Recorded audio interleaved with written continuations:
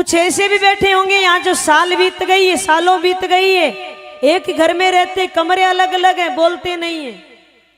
कारण पूछा जाता, कारण कुछ नहीं है। नहीं, एक बात बताइए, जब तुम ही ऐसा कर रहे हो तुम्हारी औलाद पे क्या असर पड़ेगा? है क्या संस्कार दे रहे हो तुम अपनी औलाद को?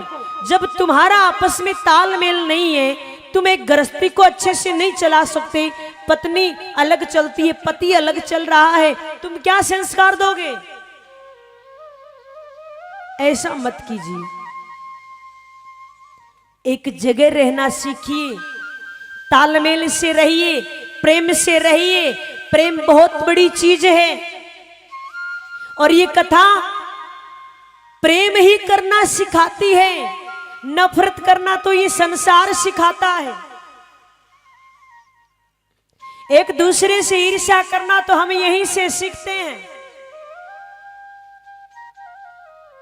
प्रेम से रहिए, प्रेम से बढ़कर कुछ नहीं है। और हां, क्या पता कुछ गलती पत्नी की भी रही हो, अगर योग्यवान पत्नी हो तो वो कहते हैं ना कि अयोग्य पति को भी योग्य बना देती है, इतना सामर्थ्य होता है पत्नी में। एक छोटी सी कथा याद आ गई। एक हरपाल नाम का व्यक्ति, और वो हरपाल ऐसा कि भैया मैं ऐसी कन्या से शादी करूं जो कि भगवान की भक्ति करती हो। अब महाराज ऐसी कहां से मिले? आजकल तो कोई करता ही नहीं भक्ति। आजकल तो उनमें जाते हैं, वो मेरे नाम याद नहीं आ रहा, वो बर्थडे बर्थडे मनाने जाते हैं ना, क्या बोलते हैं उसको, कुछ बोलते हैं उसको, नाम याद नहीं है। हाँ, क्लब बोलते हैं उसको, उसमें जाते हैं। अब क्लबों में जाने वालों के पास संस्कार कहां से मिलेंगे? कहां से वो पूजा पाठ करेंगे बेचारे? और आजकल वाले तो सेल्फी में डूबे हैं, उनके पास समय नहीं है। क्लबों वाले तो ये चाहते हमें भी क्लबों में जाने वाले ही मिले, और भजन भाव करने वाले ये चाहते हैं कि हमें भी भजन भाव करने वाले मिले। हरपाल जी यही चाहते थे कि शादी हो तो पूजा करने वाली, भक्ति करने वाली कन्या से हो। एक दिन उनका एक मित्र आया और कहा, सुनो आज तुम्हारा रिश्ता मानो हो गया। कैसे? कि लड़की मिल गई, और लड़की कैसी मिली है? तो महाराज थे पल्ली कठगेड़ा,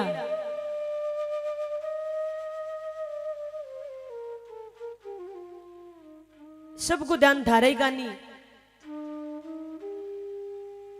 आज सुबह बना लेता जल्दी उठने व्यवस्था।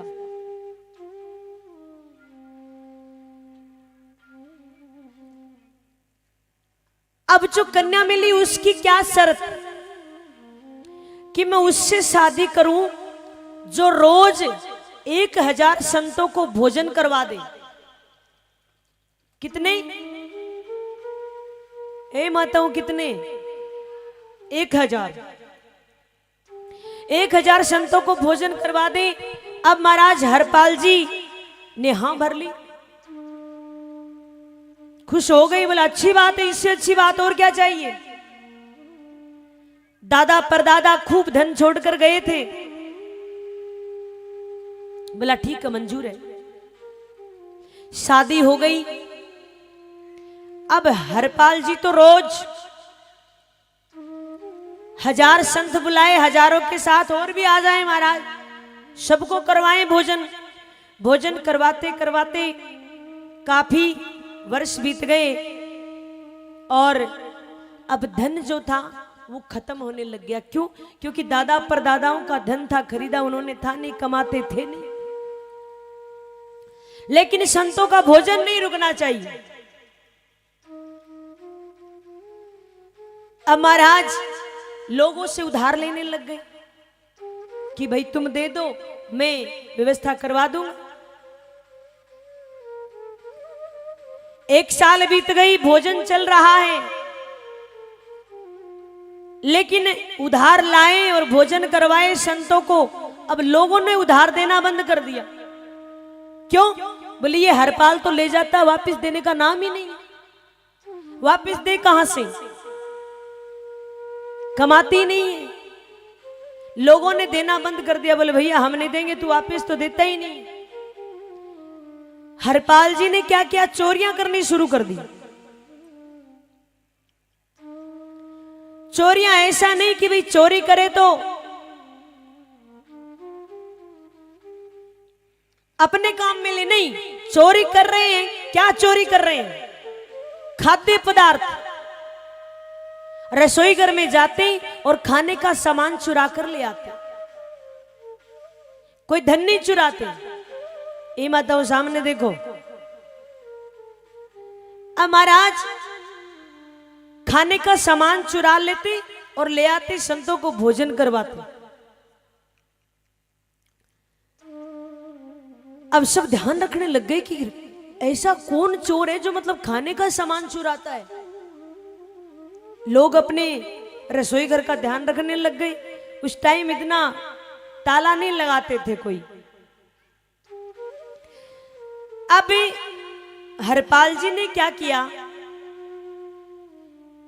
रास्ते पे बैठने लग गए और जो गांव में जो धनहाटे थे और जो दान पुण्य नहीं करते थे, सिर्फ कमाते ही कमाते थे।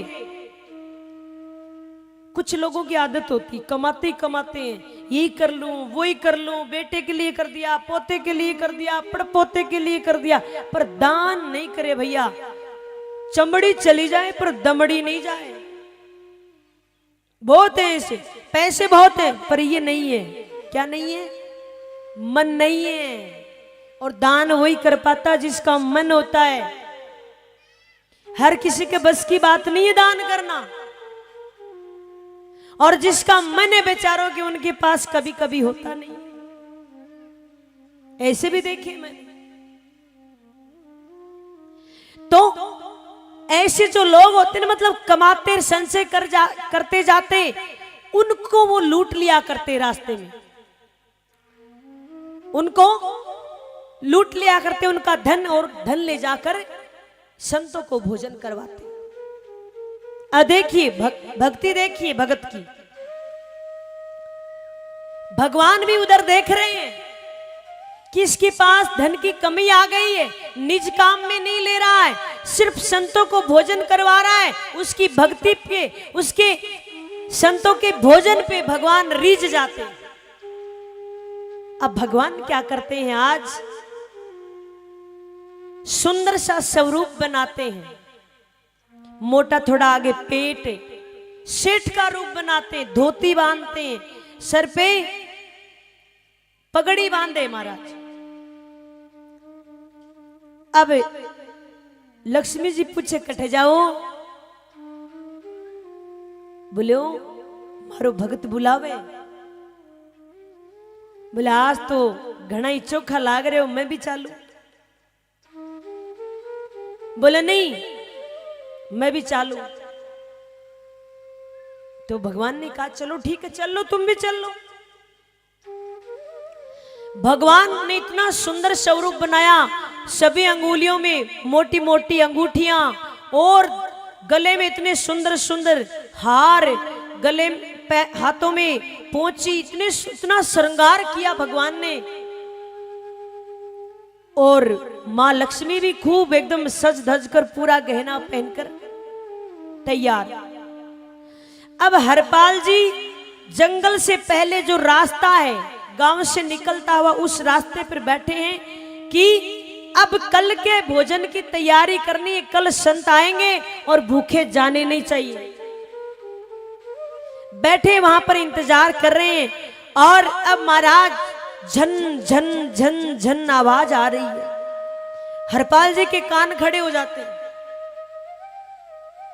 ये झनझनाहट कहां से हो रही है? दूर से महाराज अंगूठियां चमक रही है, गले के हार चमक रहे हैं। हरपाल जी सोचते हैं आज तो व्यवस्था बड़ी अच्छी हो गई, आज तो संतों का भोजन बड़ा अच्छा होगा। और भगवान आए। भगवान जैसे आए, हरपाल जी ने कहा राधे कृष्णा। भगवान को देखकर भगवान ने कहा क्या राधे कृष्णा? कोई राधे कृष्णा नहीं है। और सुनो, मैंने सुना यहां पे तुम्हारे हरपाल नाम का एक बहुत बड़ा चोर है, डाकू है। हरपाल जी कहते हैं हाँ महाराज, सुना तो मैंने भी, बहुत बड़ा नाम है उसका। भगवान ने कहा अच्छा सुनो, तुम हमें ये जो रास्ता ये पार करवा सकते हो? बोले हाँ अच्छे से, क्योंकि पूरा एकदम क्या बोलते हैं वो, लाठी हाथ में पूरी मजबूत, आगे सु बंदा लगायोड़ी। तो कहा हाँ मैं करवा दूं जंगल पार, लेकिन सुनो मेरे घर संत बैठे हैं, मेरे को उनके भोजन की व्यवस्था करनी है, और अगर तुम कुछ सहायता कर दो तो मैं आपको ये जंगल पार करवा दूंगा। भगवान ने क्या किया, एक अंगूठी निकाल कर दे दी। भगवान से कहा हरपाल ने कि सुनो तुम यही बैठे रहना, मैं अभी यूं गया यूं आया। अंगूठी ले जाकर अपने जो थे उनको दे दिया। बोले आज की भोजन की व्यवस्था करो और मैं आ रहा हूं, मैं तो कम से कम काफी वर्षों का इंतजाम करने जा रहा हूं। पत्नी पूछे तो बता देना संतों के भोजन की व्यवस्था करने गए। बोला ठीक है। अब हरपाल जी आए और कहा सुनो आ जाओ, मेरे पीछे पीछे आ जाओ, पीछे मुड़कर मत देखना, और जैसे जैसे मैं चल रहा हूं उधर उधर से ही आना है। बोला ठीक है। भगवान चल रहे हैं, पीछे पीछे मां लक्ष्मी चल रही है। घोर जैसे घना जंगल आया, हरपाल ने लाठी जोर से पकड़ी और तोलियो आगे बिछा दियो महाराज। बोले सुनो हरपाल मेरो ही नाम है, और सुनो वो चोर मैं ही हूं, निकालो ये सब, ये मोटे मोटे जो गले में पहन रखे निकालो। भगवान ऐसे कांप रहे हैं। मां लक्ष्मी मन ही मन सोच रही देखो जिनके आगे पूरी दुनिया कांपती है ये इस हरपाल के आगे कांप रहे हैं। मां लक्ष्मी के कोणी मार रहे हैं भगवान, अरे तुम भी कांपो, भगत है, भगत जैसे चलाए वैसे चलना पड़ेगा। अब भगवान ऐसे डर रहे हैं।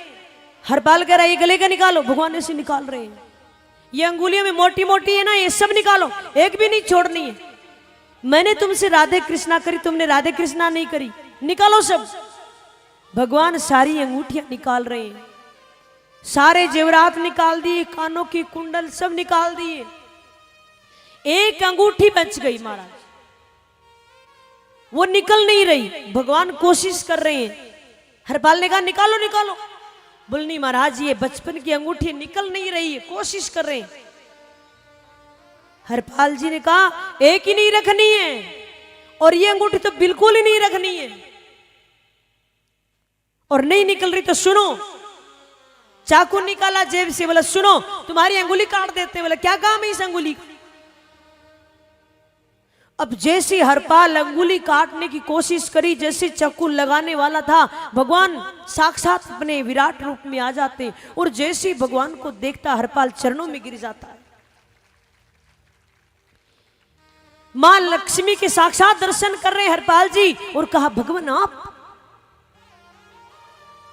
मेरे से इतना बड़ा अपराध हो गया।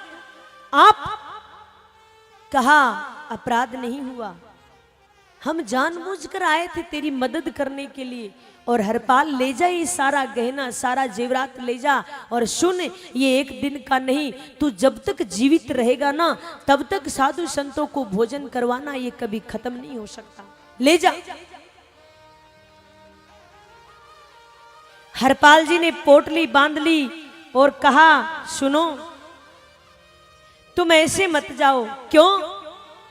ये संतों को भोजन करवाने की प्रेरणा मेरी पत्नी ने दी है, और सुनो, एक बार के लिए मेरी पत्नी को दर्शन तो दे दो। कहा, कैसे दे? मेरे साथ चलो। ठीक है। छोटे छोटे बालक बन जाते हैं दोनों, और हरपाल जी दोनों को अपनी गोद में ले लेते हैं। लेकर घर आ रहे हैं, पत्नी को आवाज लगाते हैं, देखो बाहर निकलो, अपने घर कौन आया है।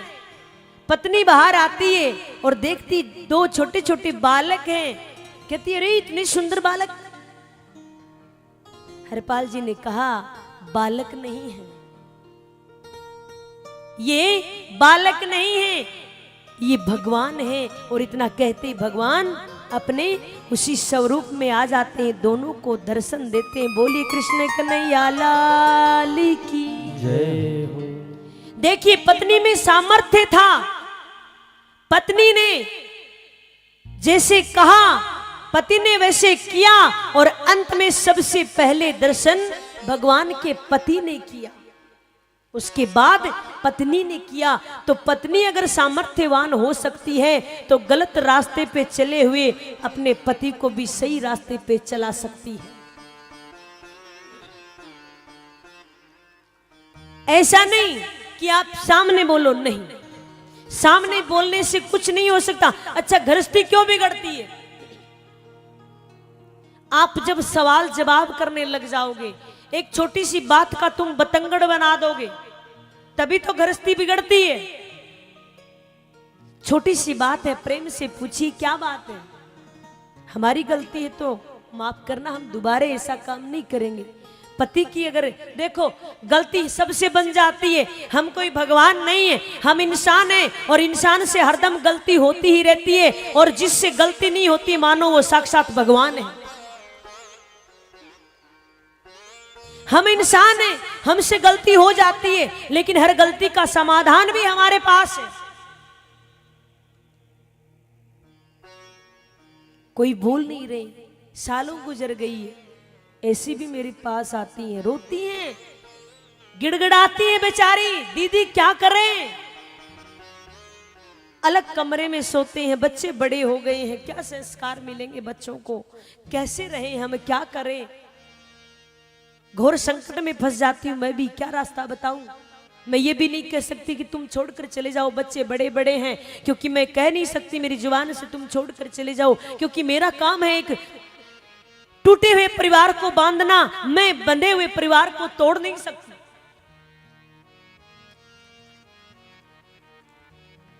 कई बार मैं भी डिसीजन नहीं ले पाती हूं कि मैं क्या बताऊं आपको, मैं क्या करूं।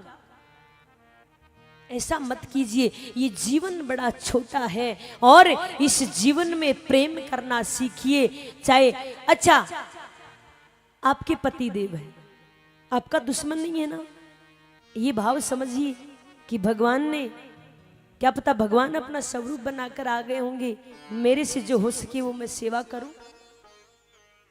सेवा शरीर से नहीं होती, सेवा मन से होती है। शरीर से भोग होता है, और जो विलासी होते हैं वो गृहस्थी नहीं चला सकते, उनका मन भटकता रहता है, उनका मन कंट्रोल में नहीं होता है। अपने आप को भगवान का अंश समझिए, एक दूसरे से प्रेम करिए, एक दूसरे से प्रेम करना सिखाइए बच्चों को। आज परिवार क्यों टूट रहे हैं? इसीलिए हम संस्कार नहीं दे पाते हैं। संस्कार दीजिए। यही विनती करूंगी। आज का तो वैसे ही चला गया, 3 दिन और शेष है। प्रेम से बढ़कर कुछ नहीं है जीवन में। आप भी भगवान के चरणों में ध्यान लगाइए, पति को भी कहिए भगवान के चरणों का आश्रय ले।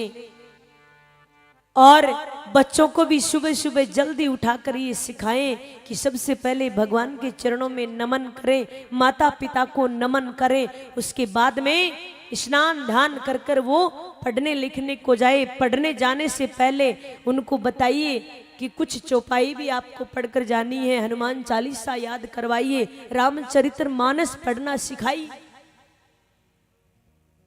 रामचरित्र मानस एक पेज अगर रोज पढ़कर जाएंगे आपके बच्चे, तो मैं ये निश्चित कहती हूं कि आपके बच्चे कभी भी गलत रास्ते